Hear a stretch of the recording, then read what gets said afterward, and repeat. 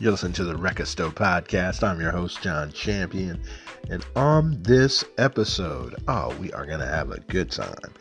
All right. We are going to talk with a DJ who knows his way around Prince's catalog. From the hits to the B-sides to the rare and unreleased. And he's got the name for the mission. Stick with me and we'll meet him soon. Also on this episode, I've got some great information to help you while you're dealing with this coronavirus COVID-19 lockdown situation. Some good information. And that's all headed your way. Also, I've got a review of the Grammy tribute to Prince that was on CBS recently. All right, we're going to talk about that show. Now remember, you can find the podcast on Anchor, Google, Stitcher, and about everywhere podcasts are played. I've got lots of great links in the show description, information that you can use, so please like, subscribe, and share. Now, on to the show.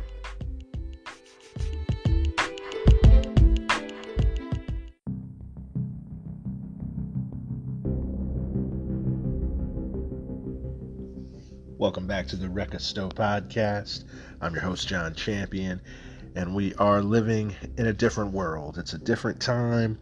We're really facing something that we've never faced as a nation in our lifetime with the global pandemic.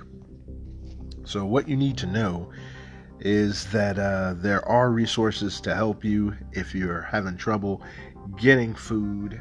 What we'd like to let you know is North Carolina has been approved for the new Pandemic Electronic Benefit Transfer. So it's called the PEBT program.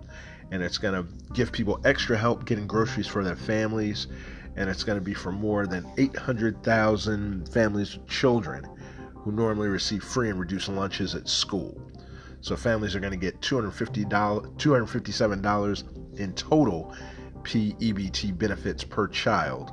And it's going to be over 2 installments with possibility of more benefits if schools are closed past May 15th. So that's some good news. And you won't need to apply for the program.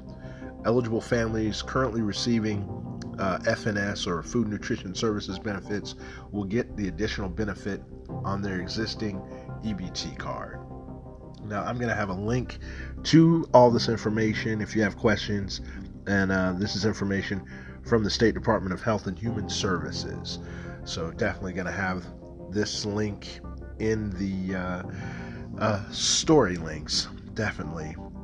Also, a lot of folks are dealing with stress and anxiety, and it's really nothing to be ashamed of. And there is help available, mental health help that you can get over the phone. And so you can call the Hope for NC helpline, and that number is 855-587-3463. And again, it's offering mental health and resilience support if you're just having a hard time coping, if you can't sleep. Again, and this is staffed 24 hours. Pardon me. So no harm in calling if you need somebody to talk to, because it's a very stressful time. Also, there's a Hope for Healers helpline. Shout out to the incredible doctors, nurses, and first responders dealing with this crisis. Now that number is 919-226-2002, because yes, the healers need help as well. And this new initiative is in partnership with the State Psychological Foundation. And again, it provides mental health and resilience support for healthcare professionals, emergency medical specialists, first responders, and people who work in healthcare settings and their families.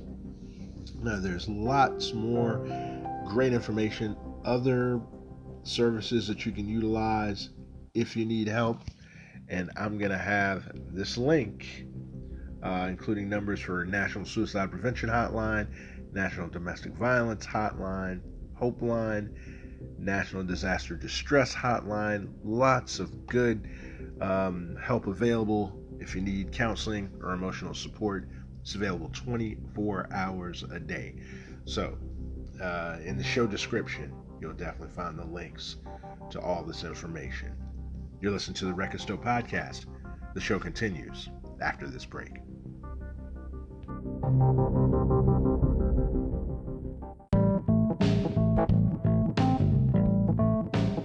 You're listening to the Wrecka Stow Podcast. I'm your host, John Champion, and I'm talking with a great collector and DJ of music.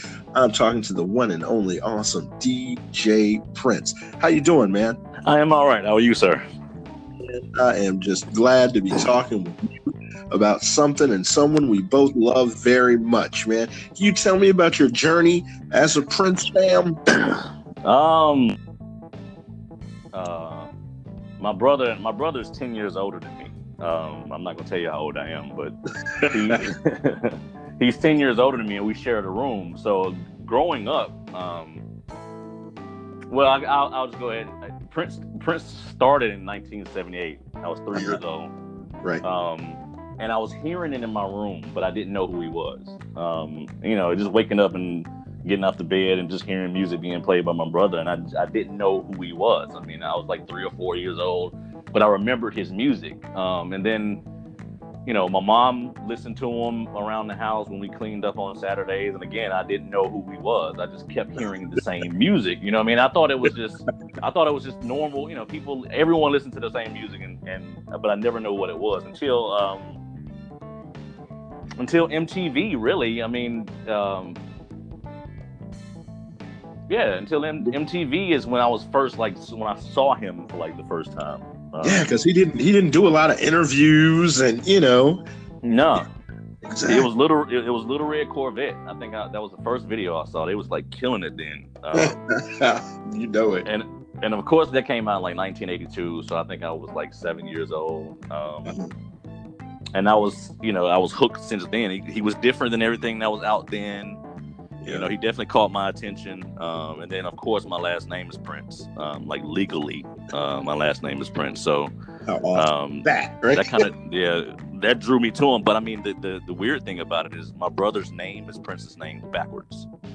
Get out of here. No, I promise you. My brother's name is Nelson Rogers Prince, and Prince's name is Prince Rogers Nelson. Wow. Now, that's awesome. Now, you got to meet him, right? Yeah. I met him in 2000.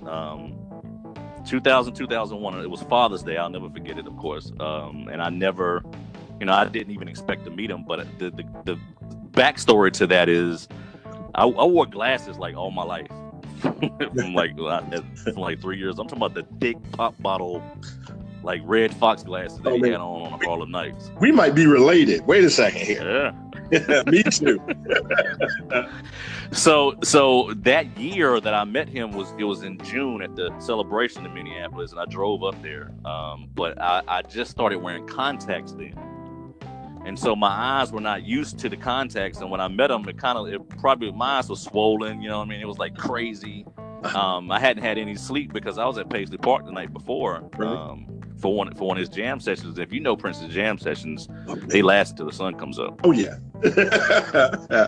So I mean, I drove 18 hours to Minneapolis to Chanhassen, went to the concert, went to the after party, got back to the hotel, probably slept for about maybe 4 or 5 hours, woke up, took a shower, and went back up there. And I never, when I was taking a shower and went up there, I never anticipated on meeting him. Right. But that night he was. This is when he first started dating Manuela.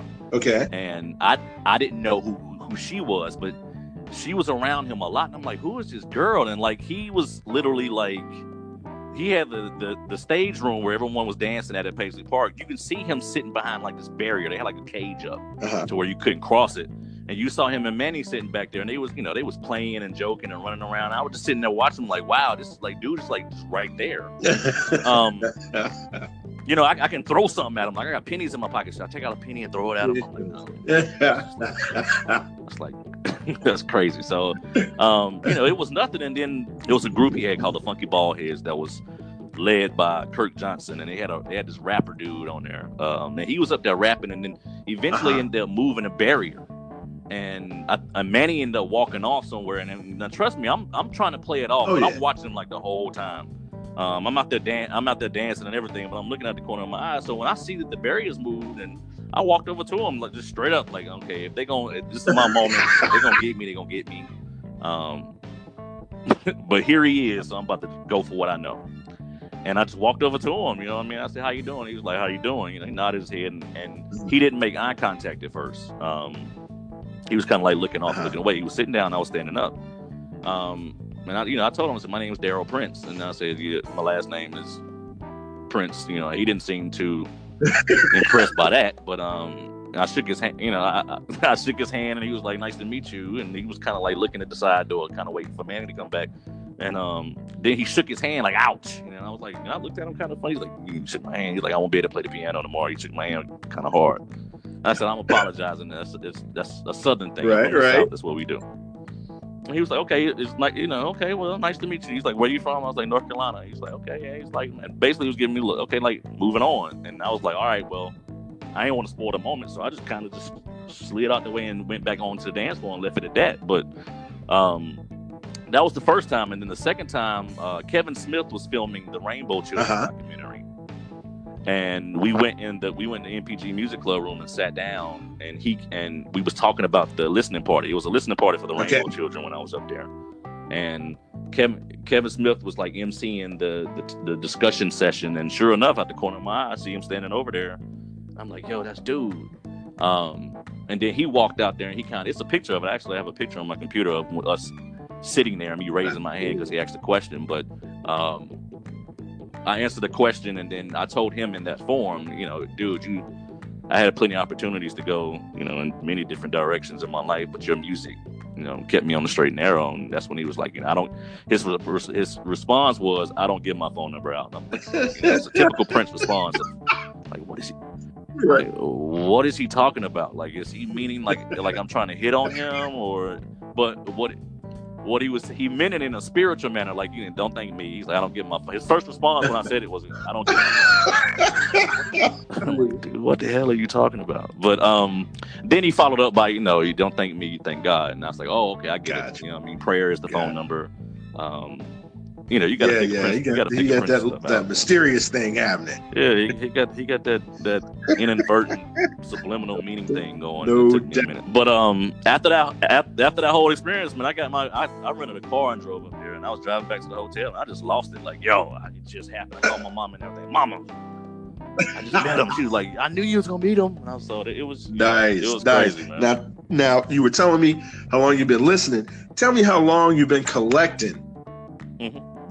Because I know you've got. I've been listening to your shows, the shows you do online, and we're gonna give that link out for real at the end, and I'm gonna put it in the show description so people can click and check out and listen to you. But you have an amazing collection of music. I mean, I'm listening to your shows, and I think I've got a lot of Prince music, but you've got so much. How much do you have? If I started playing Prince music right now, it'll cycle. You know, iTunes will tell you like how many days of music that you have. And if I started playing just his stuff right now, I've got 83 days. So from now, count out 83 days of just nonstop playing music. That's how much music awesome, man. You've been collecting for a while, and you got some great stuff. I know you've got some rare live and unreleased stuff, and that's a great thing, man. And I'm enjoying your shows because, you know, I wish there was a way that I could say, oh man, what is the name of that one? But you were rocking, and definitely. It'll get to that point. So it'll get to that point where you will be able to. But I think the first thing I bought, in 1987, I bought Sign of the Times on tape. And I killed it. Like the writing came off of it. I never stopped listening to it. And ever since then, my hobby, like when people ask what you do or what's your hobby, I love it. My hobby was collecting Prince's music. Going to record shows, like that's a lost art now. But back when I was coming, they had record shows at hotels. You wake up Saturday morning, bright and early, go in there without a pocket full of money and just come out like a fat rat. And that's what I used to do. and I took a trip to New York in Greenwich Village in '94 when I graduated from high school, and it was this store. I don't know what the name of it was. This old rundown place, but I walked in there, and it was like heaven to me, man, because he had so much stuff in there.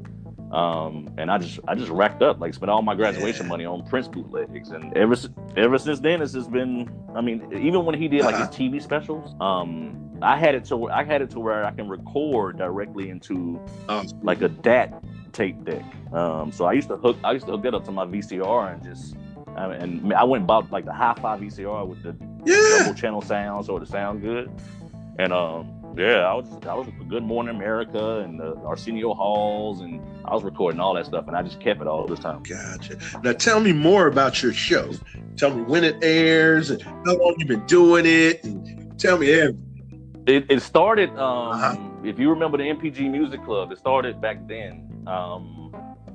And I was just playing around trying to figure out a platform to just I just like playing music for people. I mean, that's what got me into DJing.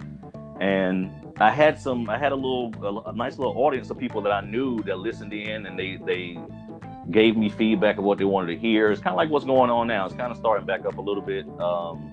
And I usually broadcast on the weekends. I usually at the wee hours in the morning, very similar to Prince's style. I usually go to, I probably start about 11 Eastern time and go to like 2 or 3 in the morning. Usually on Fridays and Saturdays, or when I'm off work the next day, or when it's a holiday, or Tuesday night with the marking the 4-year anniversary to him. I think I did a 4-hour set that night, from 9 to like 1, and I'll usually post when I'm gonna I'll probably do something Friday night. But what I realized recently is that a lot of people are doing it, and I didn't know so many. So I'm trying to separate myself from everybody. And I think my catalog, the stuff I play, and the way I'm going about it, hopefully is going to I think so. I think so, because you've got something really special. You've because I'm a big Prince fan, and collect a lot of his music. And like I said, listening to your show, it's like opening up a whole nother world. It's like things I never heard. And that's a great thing, man. It's like I get to rediscover Prince all over again. So I mean, and there's so much more. So much more that I haven't played yet, and so much more that I want to play. And I kind of keep it in the spirit of him. I'll play some good stuff, more like when you think the show is over, or it might be the last song. I'll sneak a little surprise in there, or when I like this Tuesday night, I told everybody that it started at 10. I think I actually started playing about 9:30. And so if you came in and sat down early, then you got a treat, because I think I played like the Nude Tour concert that I hadn't even listened to. You know what I mean? I knew I had it, but I've started playing that just to kind of buy time. So it's usually on the weekends, and it's usually 11 o'clock Eastern. I kind of sit down in my office, close the door, light my candles, and I'll whatever mood I'm in, that's just what I go with. It's not a set list that I have. It's not a format. Awesome, man. And do you DJ anywhere else? Like, once we get out of this whole crazy lockdown situation, do you normally DJ around any places? I do. Locally, I've been doing it here for about 20 years. And doing weddings and birthday parties, and for Harley Davidson locally, I have some contracts with some people, and I mean, business was starting to pick up greatly, recently. So this whole Corona thing has kind of definitely put a stop to that. So I know it, and it's tough. The online thing is tough for me. I like to play music for people too. I don't have a website or anything. I just do it on Facebook, and of course, they'll shut you down. So it's appreciate you taking the time to talk to me. I appreciate that. I met you at a show, at a Shelby J show in Durham, North Carolina, and it's just wild to me. I'll go out to these events, and like you say, purple people just kind of find each other. They kind of find each other. Well, I mean, and I remembered you too, and I remember telling you then I was going to do it, but with everything so crazy, I never got around to it. So luckily, this pandemic actually allowed us to do it, but I'm gonna need your help, because I'm trying to bring back remember you say you do Facebook, but Facebook will shut you down. Okay. Well, I'm doing it on Twitch, and I'm gonna bring back like either I want to start a club with me, you, the girls that we were with in Durham with Marcia and Trina, and I want everybody to kind of start as a club to where on Saturday nights if we ain't doing nothing, you can log in to Twitch and I got like I got a backdrop set up that I'll broadcast live, kind of like a lounge. But I want to name it. I don't know. I'm kind of tinkering between the names of between 3121 and the MPG Music Club. So I'm leaning more towards Club 3121 Live, to where me, you, the girl, just want to kick back and relax and go to Twitch and sit there in a lounge area with ambient lights and kind of bring that back. That sounds terrific, man. I'll do whatever I can to support you, man. Appreciate you so much. Well, you can find a link to DJ Prince's incredible collection of music by Prince. That's right. We've got the link in our show description section. Also, I'm going to read that link to you just in case for whatever site you're checking this out on. If you don't see the show description, I'd really hate for you to miss the link to this treasure trove of great music. So, you want to go to digitallab.radio12345.com. And let me spell it out for you. DIGITALLABB.radio12345.com. There's so much more coming up on the Wrecka Stow Podcast. Stay with us. We'll be right back.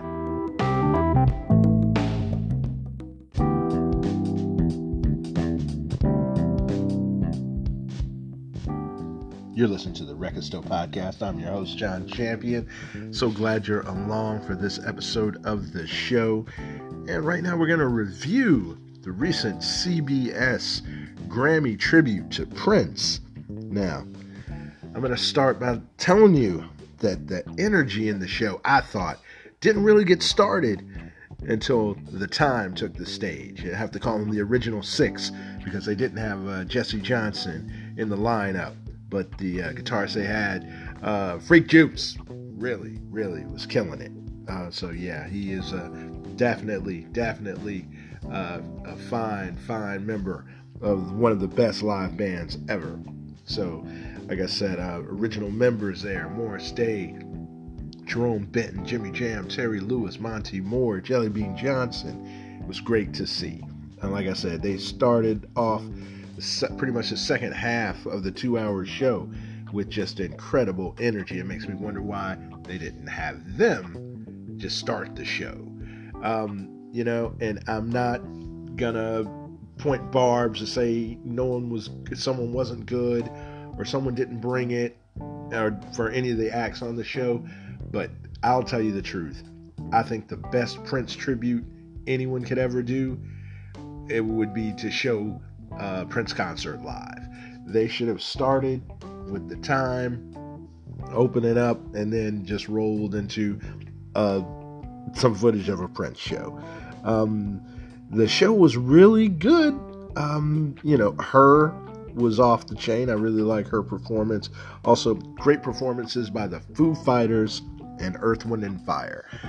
Philip Bailey doing Adore, that was just perfect, because I've heard Prince say even on his recordings how much he liked Earth, Wind & Fire. He shouted them out on several songs on the Musicology album, the song Musicology, and on another album, the Lotus Flower album.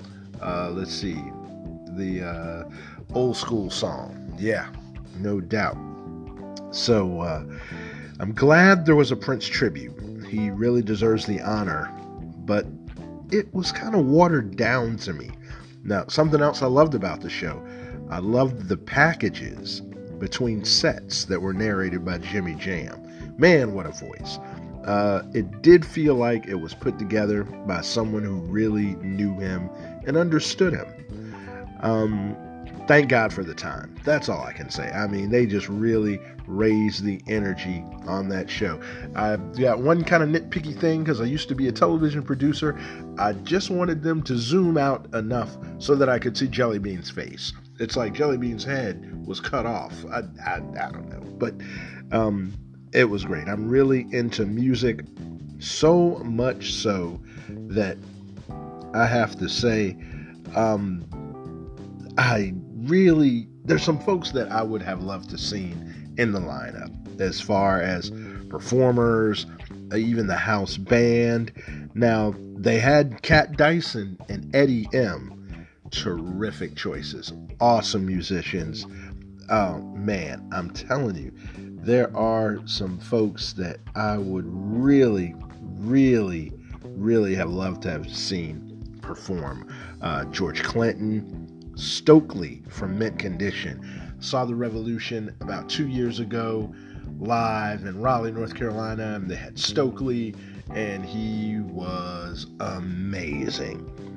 Third Eye Girl, Maceo Parker, Greg Boyer, Candy Dulfer, Shelby J, Liv Warfield, Andre Simone, Atlanta Bliss, Eric Leeds, Marcus Anderson, Lawrence Worrell, they call him Law. So many folks that I would have loved to seen.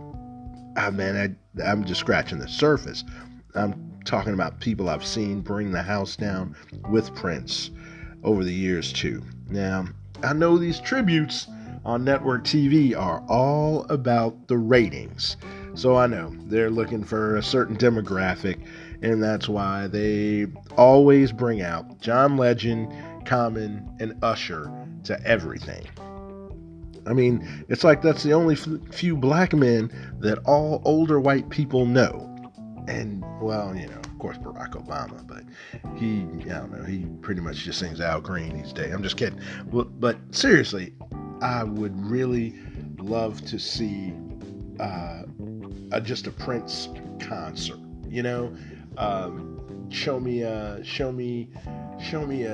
Prince concert from the 80s that shows people what a fantastic live performer we all know he was, and that's what I don't think people get. I mean, we saw him just take over the Rock and Roll Hall of Fame induction with the tribute to George Harrison from the Beatles. I mean, he really went off, and they need to show more of that. They need to show his energy and the way he commanded the stage. I mean, there's a whole lot more to Prince than just Purple Rain and the Purple Rain album. That's how I feel, and that's what I'm saying. We got more for the show. Stick with the Wrecka Stow Podcast. We'll be right back.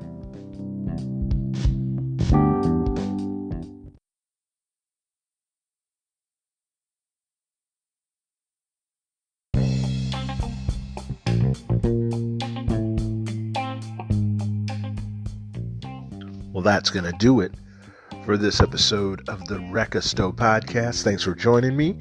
Special thanks to our guest for the show, DJ Prince. Make sure you go to the show description and check out the link to his site so you can enjoy much of the incredible collection of music he has when he's throwing down. So make sure you check it out. Also, I've got some other important links to things we discussed on the show regarding the pandemic and where you can get help regarding food and mental health. Thanks so much for listening to the Wrecka Stow Podcast.